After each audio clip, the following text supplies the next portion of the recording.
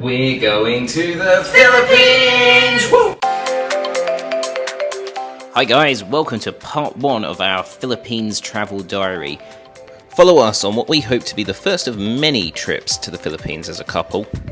We made 3 stops whilst we're in the Philippines, so let me take you to our first, Camiguin. Leaving home in Dubai, our first stop was the Emirates Business Class Lounge, which we get access to as Skywood's elite members. As you'll see, we'll find an excuse to celebrate anything with a glass of champagne here. In what felt like no time at all, it was boarding time for our flight to Cebu. A few movies later, we land in Mactan International Airport, where we stop over for the night. After a quick rest, we're on our way to Camiguin at last. I personally had never flown on one of these little prop planes before, but I can honestly say that this was no big deal at all, no different to flying on any other jet. It was at this point that I was starting to get incredibly excited as I looked at these beautiful blues. After a quick 40-minute flight, we finally arrive in Camiguin. So you may be wondering, why Camiguin? And with these beautiful landscapes, interesting history, and Bali-inspired bed and breakfasts, I'd love to say I discovered this little paradise all on my own. However, Camiguin is indeed where my fiancée Marielle is from, and this is the coconut farm which she was brought up on. This is my first time on the island, and because we spent so much time with the family for this trip, we hardly scratched the surface of things to do on this island. But let's show you what we have been up to.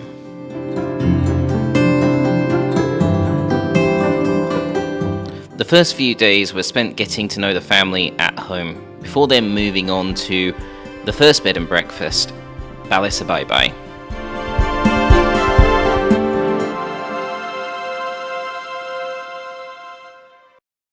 BaiBai can be found on the west side of the island, so after a short journey we were treated to our welcome drinks. After a short walk through the gardens, we then made our way to our own little villa.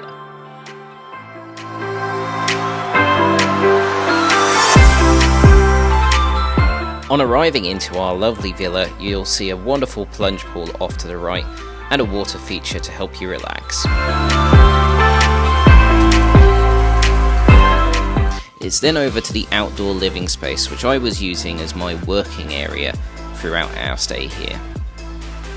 There's also a small kitchenette and a dining area with a fridge and sink.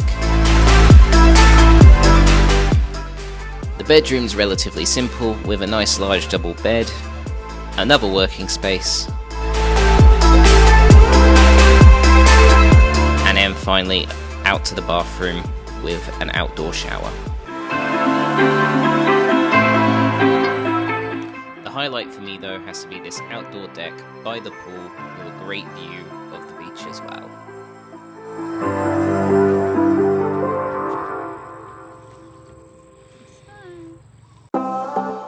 This leads us to our first tourist destination, the Sunken Cemetery.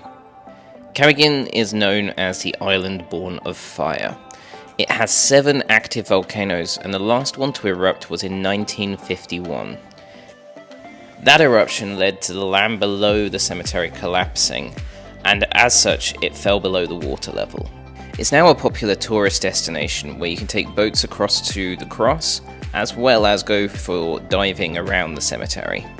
Spooky. We then moved to the east of the island for our hotel in the Nouveau Resort. This resort has some amazing pools which the girls are enjoying here. It was our intention to go to Camiguin Island whilst we were here. Unfortunately, we got rained off. Our final stop is Katunggan Park, which is a mangrove area just south of the island. There was something creepy and enchanting about this park, with the roots of the trees growing up like stalagmites in a cave. Exploring this park as well only costs you 20 pesos, so something that we'd highly recommend if you are finding yourself on Camiguin Island. This brings us to a close of our tour of Camiguin Island.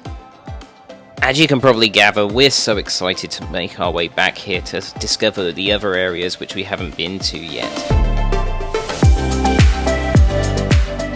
But for now, it's time for us to fly, dance, swim, and row our way across the rest of the Philippines. Thank you so much for watching. Hit that subscribe button, throw us a like, and join us for our next part of this travel diary.